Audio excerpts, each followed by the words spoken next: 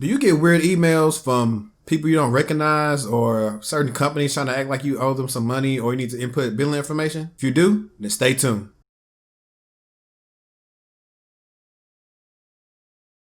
What's going on, YouTube? Welcome back to another episode of Techno Chatter. It's your boy HD. Hey, I appreciate everybody who's still been tuning in to the videos. Y'all been watching them, leaving comments, sharing them on your LinkedIn. Appreciate you guys, man. First things first though, hey, this is a channel that's dedicated to IT, cybersecurity, and career related advice.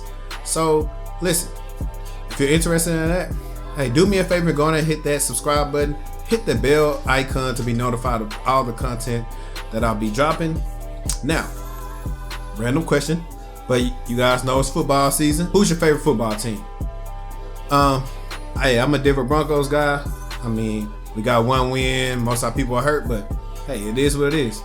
Let me know who's your favorite football team in the comments. Now, having said all that, this video is about none other than phishing. Some of you people call it spam emails, but pretty much everybody gets these. I got an article here basically from PCMAG, states that this was in March of 2020. It's probably went up since then. I couldn't find anything too much more recent, but it said during the pandemic, phishing attacks went up 350%. That's a lot. And it said also, I think Risk IQ, I'm gonna have the link in here so you can go to the link.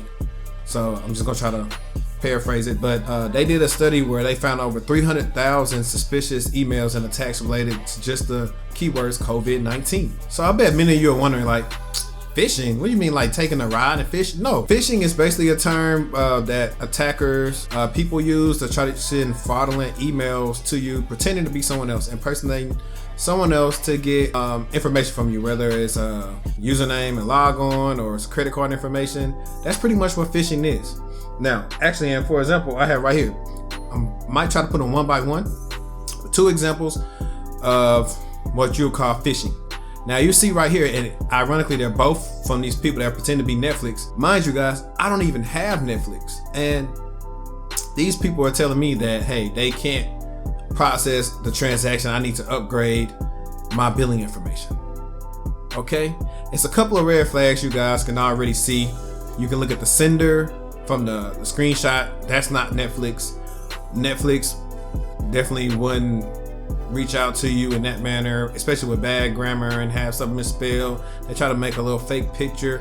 It's a lot of things that should let you know, hey, it's not Netflix. And it also says re. And whenever somebody sends you the email for the first time, it can never say re unless they forwarded it. So, as you can see, that's why there's an example of what you would call phishing. And for you guys don't know, there are different types of phishing, and we're going to talk about it. So what I just talked about was an example of email phishing, and it's basically pretty much the things come through email, primarily. Come through email, and they're trying to get you to click on something. And they could be lackluster like that, and they could be very sophisticated. So that's one example of email phishing. Then you have vishing. Vishing is the same thing as phishing, except it's done over the phone, and they try to do the same thing and try to get you to give them information. Like, for example, how many of you all have gotten those, oh, your auto warranty is out, or something about Medicaid, or you've been qualified?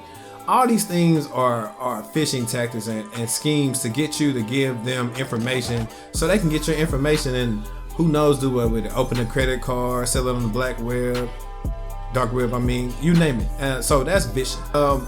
Next one we're going to have is going to be smishing. Pretty much this has to do with SMS, text messaging, for everybody who doesn't know what SMS is.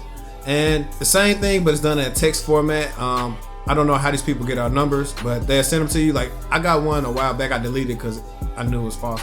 But it was from, I think, USPS or UPS saying, hey, come pick up your package. Now, I know for a fact I didn't order a package, so I knew it was spam, and I was like, nah, I'm just gonna delete that.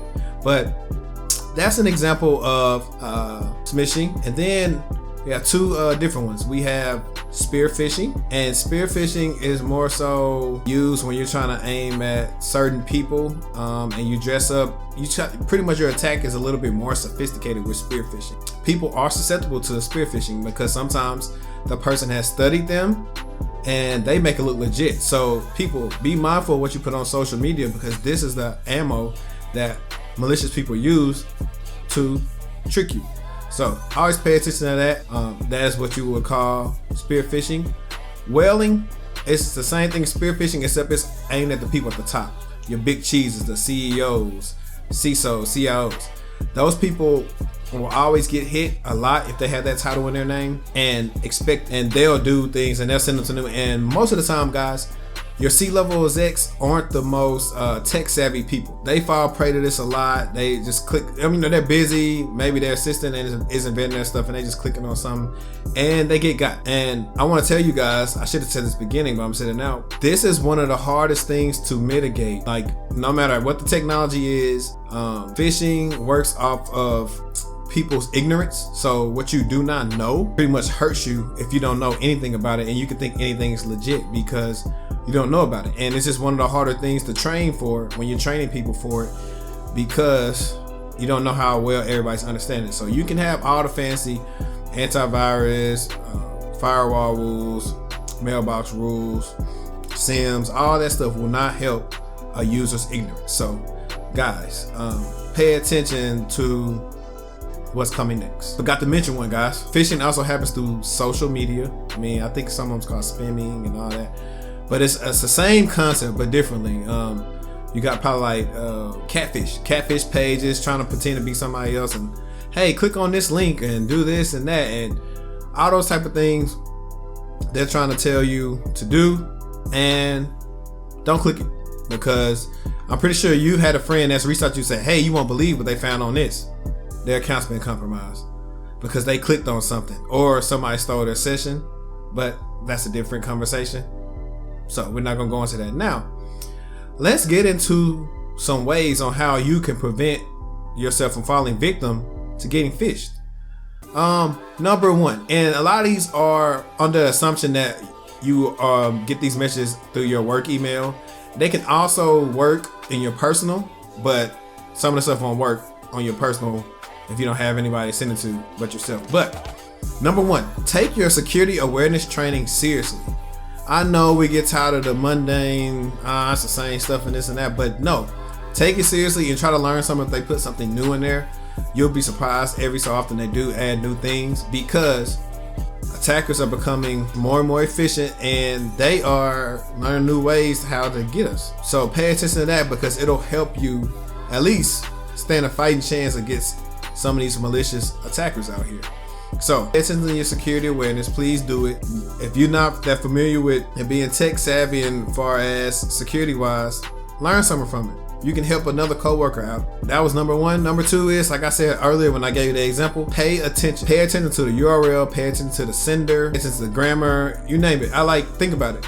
How if you don't have a Netflix account, why would they send you like directly to you and then have the last four of your card number and stuff like that? Like, pay attention to that.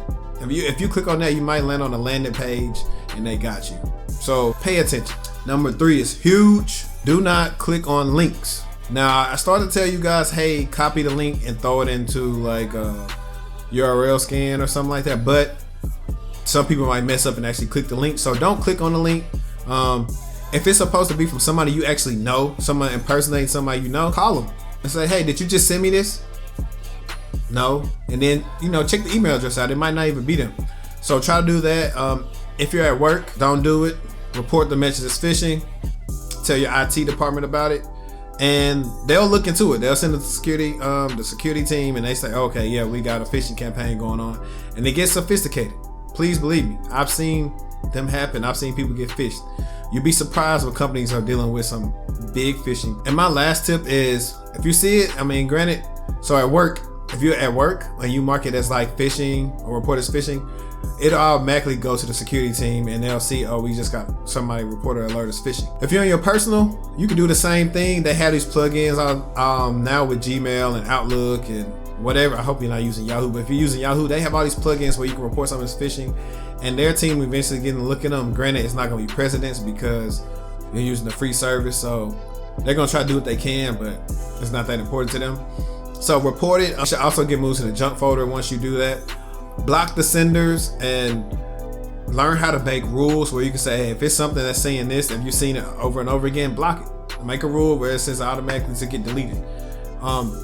Try some of these things out to mitigate the risk from you getting phished. I try not to get super detailed in here and bore you guys. If it's something I didn't touch on, or if it's something that you wanted me to talk about more in depth, let me know in the comments and I'll give you a more detailed explanation.